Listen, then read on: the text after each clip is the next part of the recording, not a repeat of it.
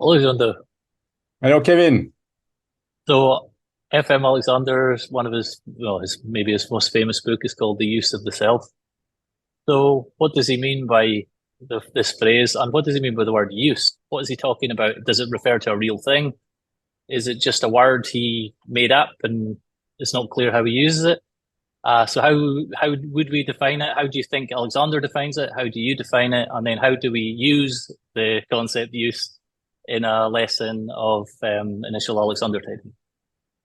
Yeah, it's a brilliant question, and it's echoing some things that are going on social media. There are some teachers of the modern Alexander technique that were discussing use recently. So yes, I think it's a very good idea to explain. I can only explain what I think Alexander meant, but also I can take excerpts from his books and in fact demonstrate. What I want to do is not just say what I think is use, but I want to demonstrate what we can, how we can construe the concept through reading Alexander and maybe a few other people. So yes, I'm going to show you two pictures to start with. You should be able to see two pictures at different times in his life. We see Alexander here, and on the left is the younger Alexander. I call the elocutionist, is because Alexander started as an actor, like elocutionist, and he became later a full-time Alexander teacher. And there is something to note, is that he's not using the head and neck in the same way in the two pictures. On the left, the elocutionist is really projecting the head forward relative to the chest, while in the second one, you will see, and it's easy to note because he's got now a triple chin, that is really moving the head backward. His use of the head in relation to the abdomen and to the torso is quite different. So we start here with an absolute simple word. To use something is to consider what we are doing with that thing. So let's say you are considering the use of the head, and I add, you consider the use of the head in relation with something else. So, for example, here it's the relationship of the head to the middle torso. We see that, of course, this is the basic concept of use.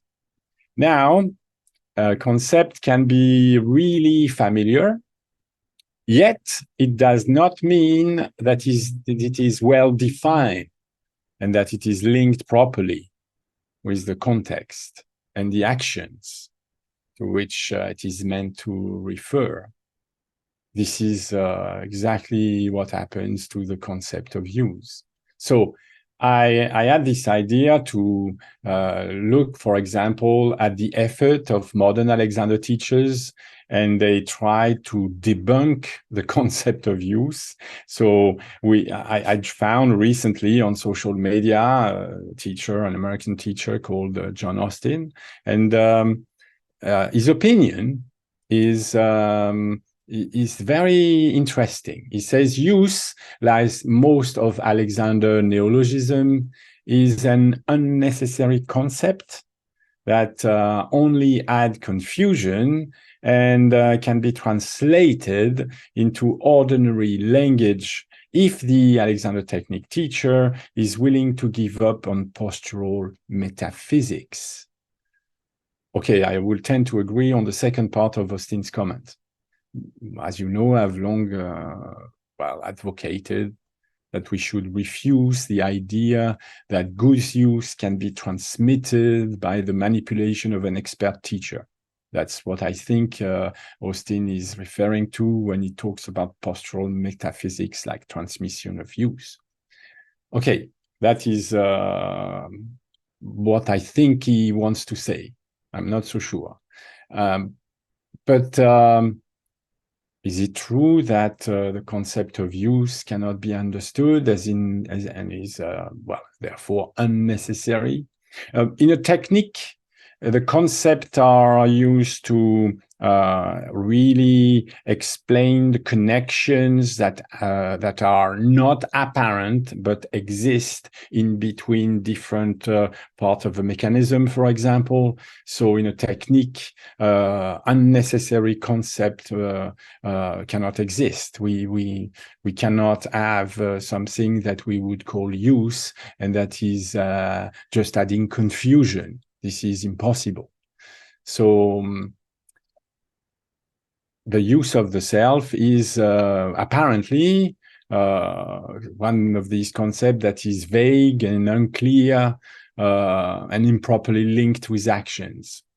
So you have to understand that FM Alexander evolved this technique from the need to change what he called the conditions of use. This is important because he was making a link between the physical and the mental states of the person under objective observation. So just take one example. He says, I had to try to discover the means whereby I could change or so change the condition of use and functioning that the train of the change would be from abnormality to normality. And finally, having reached this desired result, to observe the manner of working of the mechanisms associated with normality.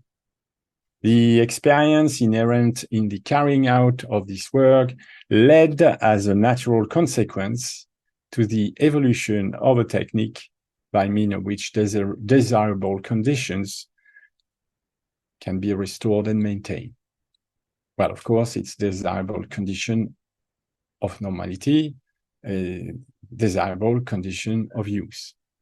And so this, for me, started a train of thought, because as we will see, Alexander establishes what I see as a fundamental distinction between the use of one part and the use of all the parts.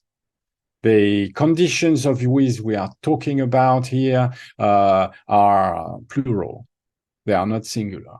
Yeah. And so I'm not inventing. Alexander is using first the basic definition of use. He says to use a part of a mechanism is to do something with that part. So when we see a subject doing something with a part, that is, the subject is moving or refusing to move the part, Alexander describes the underlying components of the act. He's trying to get inside what we see and to understand or explain why it is we see what we see in the overall gesture of the person. So there are two components of an act. The first component is, or what we can reason out, is of what we see of the gesture is the physical component. That is whether the muscles and tissues are adjusted to that act, whether they have been trained or not, and are used and have been used repetitively to deliver the intended movement with speed and accuracy, or whether we are discussing a newly added action which, as we say, would fall upon structures that are not used to working in these conditions. Let's imagine you've been bedridden for 3 months. You were a competent runner before. Well, if you start to run straight away, you will discover that the uses of the different parts of the mechanism are not going to fall all into place straight away. You may have even difficulty walking, yeah, because of this use of the movements of the different parts during your bedridden time. That is the physical component of use. But Alexander is very clear. he sees a very important second component of an act, and that is the mental component. So you're looking at a subject, and the subject is standing or taking a breath, or the subject is sitting, and we see a physical form. But Alexander goes beyond that and imagine that the subject has made decision. The subject may, for Alexander, it's quite strange. The subject may decide to use a part. He may decide to do a movement with that part. But he realizes that to translate the decision in practice requires mental conditions. The subject should not be distracted, because otherwise he may forget the decision and be incapable of translating the decision into action.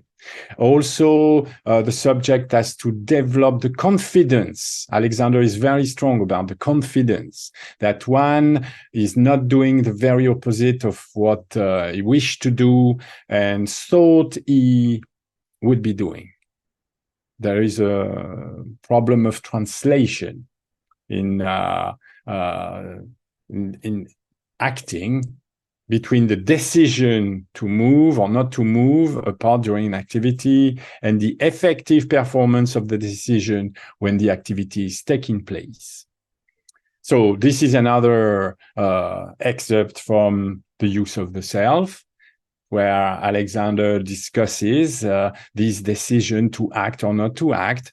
And that is what he says. I'm reading from the excerpt. I had proved in my own case and in that of others that instinctive control and direction of use has become so unsatisfactory and the associated feeling so untrustworthy as a guide that it could lead us to do the very opposite of what we wish to do or what we thought we were doing. So it's not because you have wished to do something for many years. You have wished your neck to be free. You have wished a certain use of the head and neck relative to the torso. But it's there is nothing that says that if you really wish something long enough, it's going to happen. This is magical thinking. And also, Alexander points to the fact that if we think we are doing something, so for example, you ask a person to go from sitting to standing, and the person has an impression of, after loads of training, to be quite fluid in the action.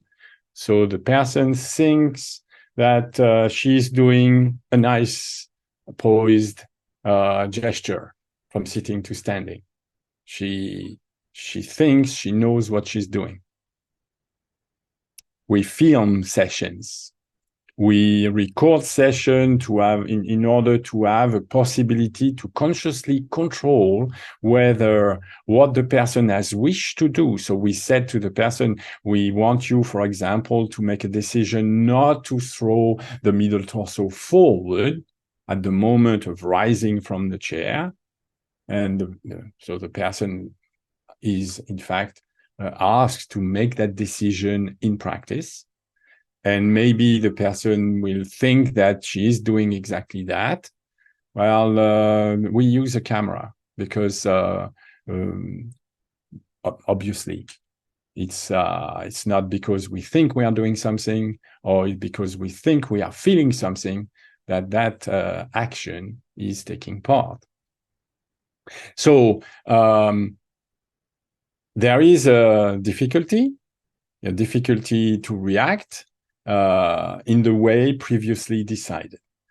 That's central to use.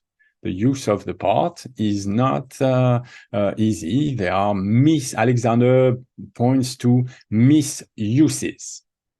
That is, despite the person's best effort, there are some parts that are not acting in the way intended to. They are not helping the general activity. They are doing exactly the opposite. So that is one thing. But then we go into the second part of Alexander theory, is that he goes one step further. And he explains that he found that what he chose to do with one part of the mechanism was primarily dependent upon, or was the indirect result of what he chose to do with all the other parts.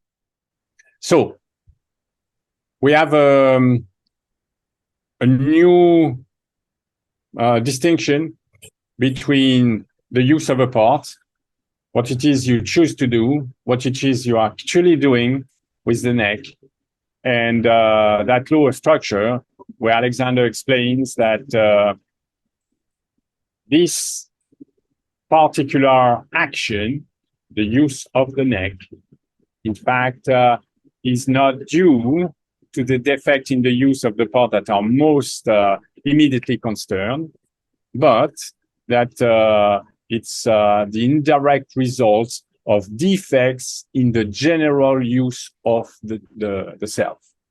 So now I don't know if the concept of use is unnecessary, but the concept of use requires explanation, requires to realize that we are not just using a word with no meaning. No, it's exactly the opposite. We have to understand and construct the meaning that Alexander put into the word use.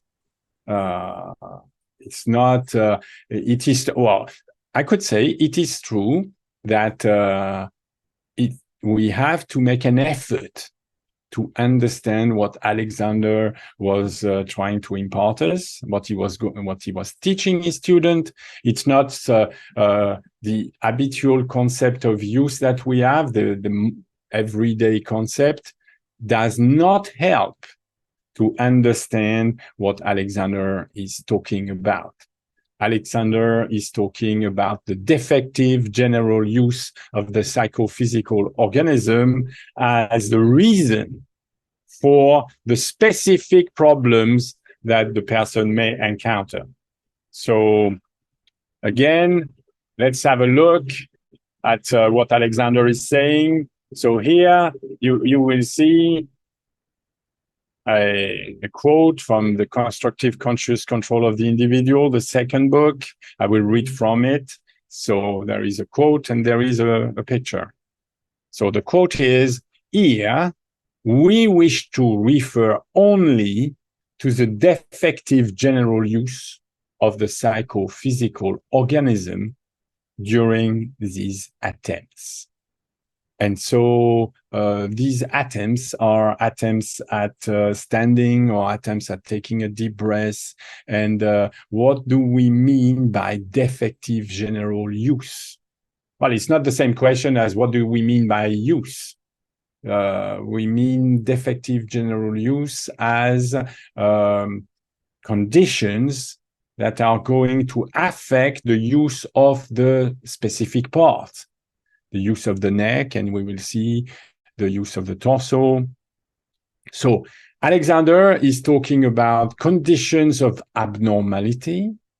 And so when you look at the picture, well, of course, you have the physical state presented to you, but what about the mental state of the individual? Because that individual is just starting to have lessons. He finds and he feels rest and stability by performing a series of action. I want to use an old word. He's performing a series of inharmonic action to achieve his habitual standing posture, as seen on this picture. This is his habitual way of standing. So, of course, you will note that if you're interested in the modern Alexander technique, you will imagine that, yes, he's pulling the neck back and his neck must be he's arching the back, he's protruding the abdomen, okay? So harmonic means that concur to a proper result. Inharmonic is that we are discussing different actions, yeah, that are carried out simultaneously to create a result. So you can have harmonic actions, and I maintain that when I look at this effort at standing, I would call this inharmonic actions. So the subject on this picture has carried out a decision more or less conscious and reason. For example, to place the abdomen in front of his face. Well, yeah, the abdomen is further forward than the face. So we say the head is not forward and up relatively to the abdomen, it's backward and down. And why do I say that it is backward and down? I say that it is backward and down because the back, the lumbar region is really arched. And so we know that the lumbar region is the spine, the lumbar spine. So if the lumbar spine is shortened, you must understand that the rib cage is not as far away from the pelvic bone as it could be. So that the person is compressing the abdomen forward, and this compression of the abdomen is the same symptom that leads to saying that the head is not up. For the head to be up, the spine should be lengthened. Well, yes, because the neck and upper torso spine are supporting the head. And if we have a very, very marked shortening at the back, well, then, yeah, we can say that the head is not forward and up. The head is backward relative to the abdomen, and it's down. So when I hear modern Alexander teachers like John Austin saying that use is an unnecessary concept that adds confusion, or that use is a somewhat nonsensical term, well, then I wonder whether he would also object to and discard that the manner of use affects the general functioning. Well, yes, that sentence, the manner of use, the manner of general use affects functioning, is the center of the Alexander technique, as explained by Alexander. So that is where I think that little historical knowledge could be useful. Well, because I know, and there is a high probability, at least, that F.M. Alexander did not create on his own the principle that general use affects functioning and reaction.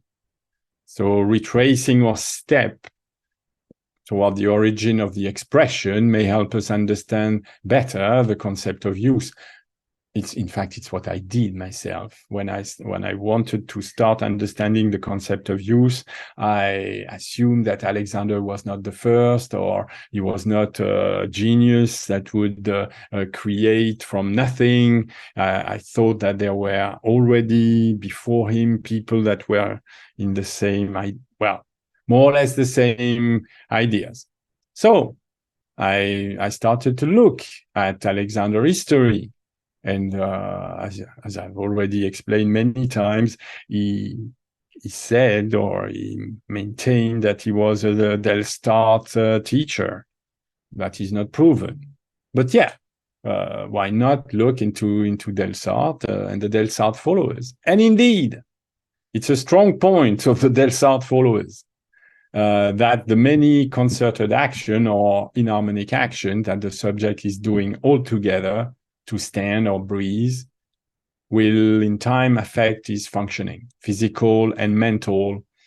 And in that way, the person has a responsibility, after being taught, of course, to direct the functioning of this psychophysical organism. So let's have a look at the written evidence. Here it is. So we have nearly the same picture. I've added a few drawings on it to explain a few things, but on the left you will see this sentence that is taken from a book from Warman, the Delsart Philosophy of Expression in 1892, and that's it. You got everything black on white. Inharmonic actions bring strain, and strain bring fatigues. In so doing, the abdomen is carried too far forward. The curvature of the spine is greatly increased. The chest sinks. The breathing becomes labored. The back aches. The stomach and cease to perform their function in accordance with nature.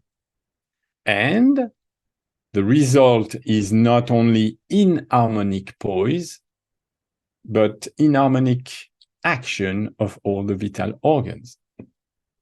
Warman is describing the concept of general use affect functioning, reaction, poise, in detail, so that it is easy to understand. We have here clearly explained that there are several actions that are combined in an inharmonic result. Yes, because that is what the drawing on the image are for. You see that in order to obtain that shape in standing, well, it has been necessary to certainly move the pelvis. We know that the pelvis is attached to the spine. So we see that the pelvic movement and action, yes, or the use of the pelvis is such that the lowest part of the spine is really directed forward. And at the same time, we see that the shoulders have been pulled back quite a lot. There is the use of the shoulder, and not only the use of the pelvis, but the use of the shoulder is also working, because as you see, the shoulder has a tendency to pull the upper torso backward, and we see that we have two backs and one forward in the center, which is a massive curve. So this use of the torso, is obviously preventing the head from going forward and up. If the middle torso was not forward, for example, the head could be forward of it. So the head forward and up relatively to the middle torso clearly affects the position of the head, the movement of the head relative to the neck, and the position of the neck relatively to the middle torso. So we have seen in his last book that Alexander explained that he found a way to change what he called conditions of use, so as to improve the manner of working of the mechanism. It is not the same thing to say, I discovered the means whereby I could change the condition of use and functioning, and to say that inharmonic actions bring strain. Or is it? I think it is. I think there is a more convoluted way to say it. I think it's very important to understand that Alexander's concept of use of the part, a use of one part, is associated with the use of another part that is associated with the use of another part, and in the end, all the parts are used. This is what is much easier to understand when you say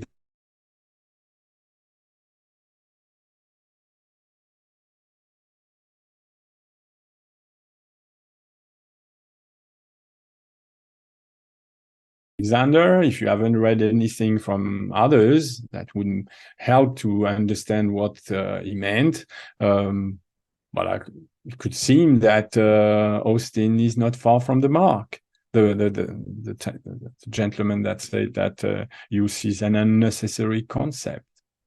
What I say is that use is certainly a necessary concept when we start understanding how it is constructed.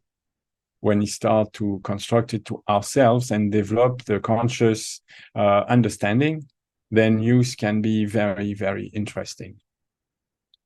And so at the moment, it seems like it's a bit far-fetched. I had to go to look at what others were saying. But in fact, when you know then this background, and you understand now that there is specific use and there is general use, and the two are obviously impacting one and the other, then you will read Alexander once again, and you will discover that, of course, his writing can be understood in the same way. So let's have a look at what Alexander is saying now. So this is Alexander speaking from the use of the self, the very, very first part, the evolution of a technique part. So that's the third book. And he's talking about his experiment. Suffice it to say that in the course of these experiments, I came to notice that any use of my head and neck, which was associated with a depressing of the larynx, was also associated with a tendency to lift the chest and shorten the stature. As I look back, I realize that this, again, was a discovery of far-reaching implications, and events prove that it marked a turning point in my investigations. I want to pause a second before going on to the next part of the paragraph, because sometimes the obvious fails to attract our attention. So in the course of these experiments, Alexander came to notice that any use of his head and neck, which was associated with a use of the larynx, which was associated with a tendency to lift the chest, well, the use of the chest, and the chest is the upper part of the torso, and was associated with the use of the torso to shorten the stature.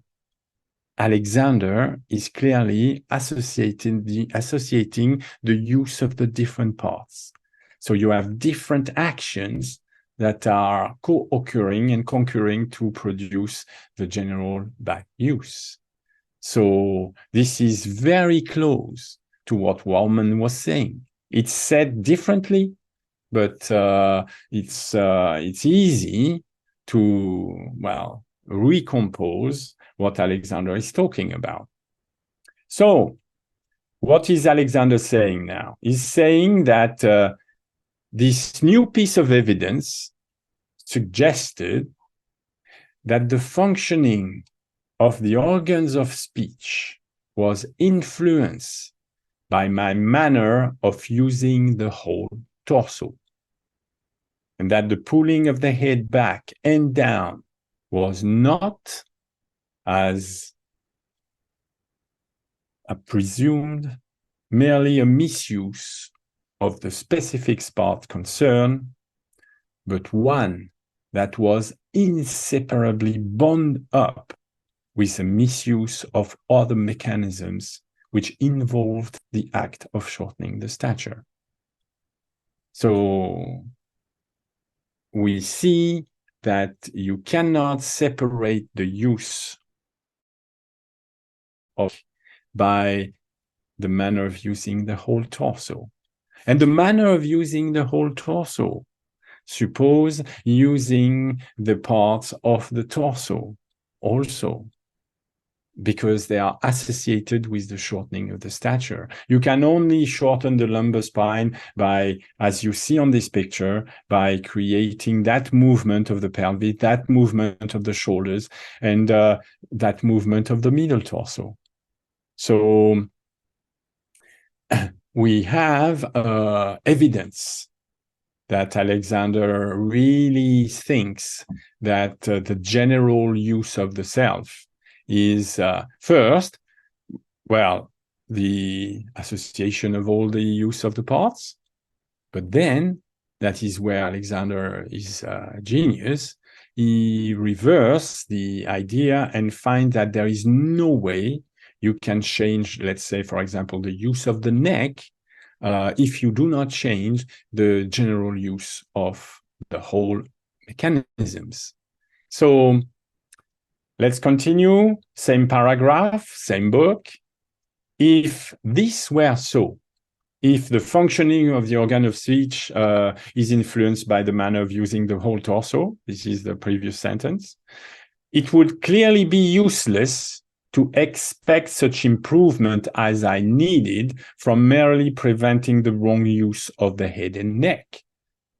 I realize that I must also prevent those others associated wrong uses which brought about the shortening of the stature. Here you have it. You know, we are really discussing inharmonic actions. And the point is, you cannot use this simple technique of resolution of problems. I am going to start with the neck. I'm going to make sure that the use of the neck is clear, is correct, is not tense. And then I will go on to the use of the middle torso, or the use of the legs, or the use of the hands.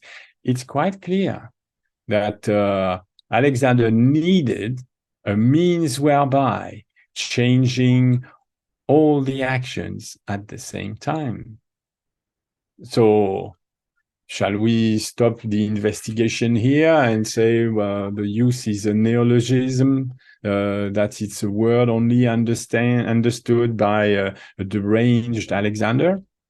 Well, of course, I do not think so.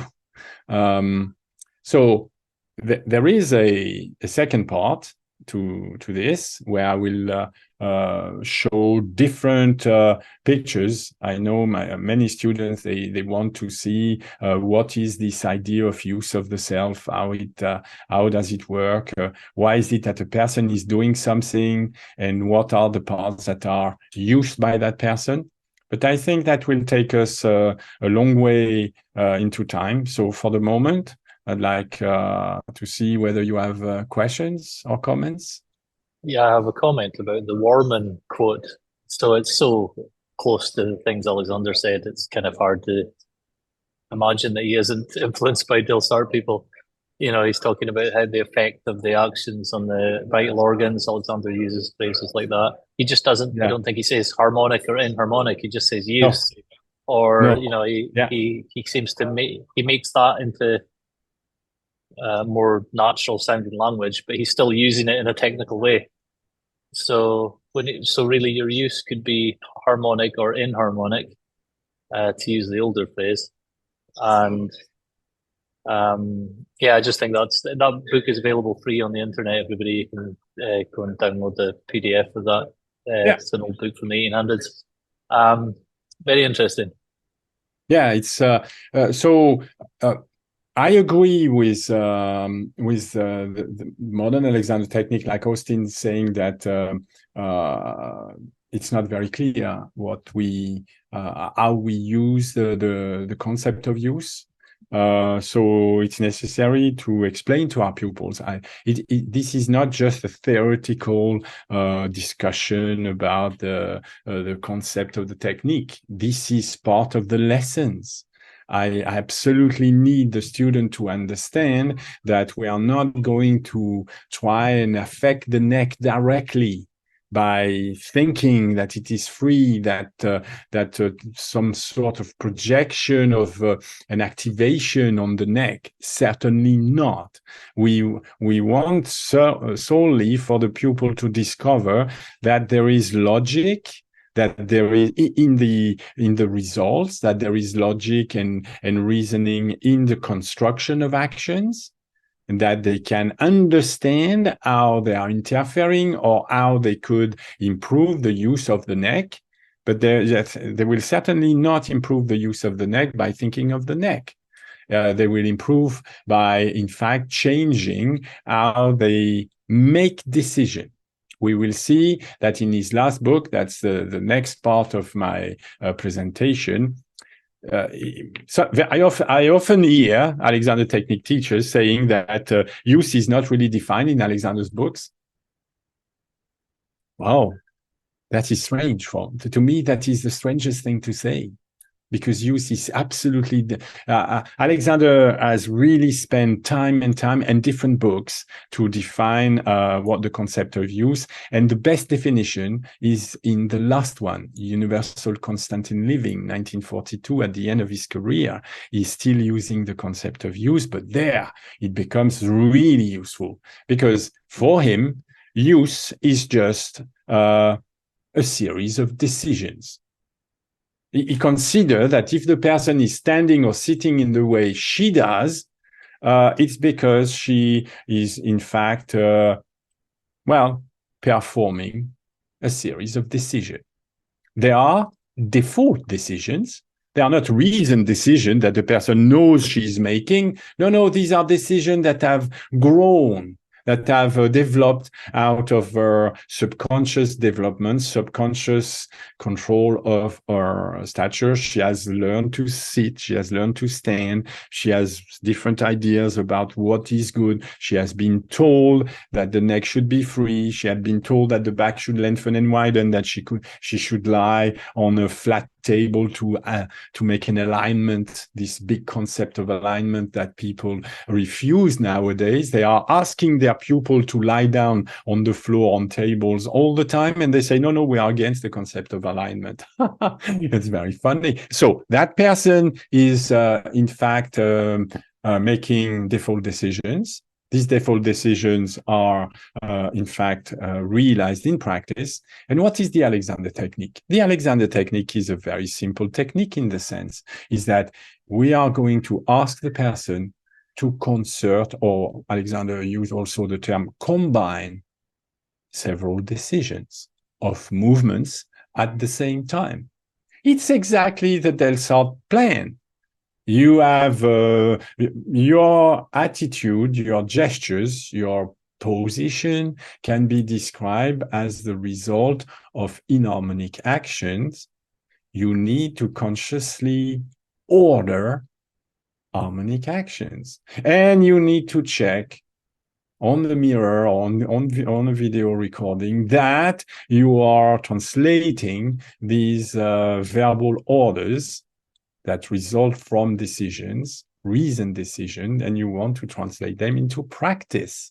You want to make sure on screen that you are performing these actions. And if you're not, that is even more interesting. We are very interested when it fails, because when it fails, there is no big deal. We don't judge on failings. We just use failings as an interesting question that we have to ask and say, well, you were requested, for example, to widen the upper part of the arm apart from one another. You understand what we mean by that. You understand the mechanics of it, the geometry, but apparently it's not happening. So if it's not happening, we must question why. There must be something, so it could be in your use, that if you were to perform the action as requested, you would feel widened. You will feel the stretch and the strain of pulling on elastic mechanism. So maybe this is it. Maybe this is something else. It's always a question of investigation. It's not somebody that is trying to impose on you some sort of shape that would be the transmission of use. No, it's not that. It's not transmission of use. It's an exploration of use. How is it that we can use instructions to order harmonic movements, that is, movements that are all together performing a lengthening of the back, a head forward and up, a neck free, and all these things, knees forward and away. So not a transmission of use, experimentation of use is my understanding of the concept. Alexander refers to it as investigations. He calls it by investigations in a new field of practical experimentation upon the living human being. So that's the way he saw it for himself, and which is clear in the first chapter of Use of the Self. And it's the way that we see it with working with the people now. Yeah, and it's exactly how I think the teaching is about. It's not about imposing or transmitting something I know. It's about having the person develop the instrument and the tools that are necessary to create this investigation into how to create a conscious use. Okay, great. So for people watching the video, if you look underneath, there'll be a link to Jeando, so you can book a lesson with him. And thanks, Jeando. We'll see you and see everybody in the next video. Okay, thank you. Bye.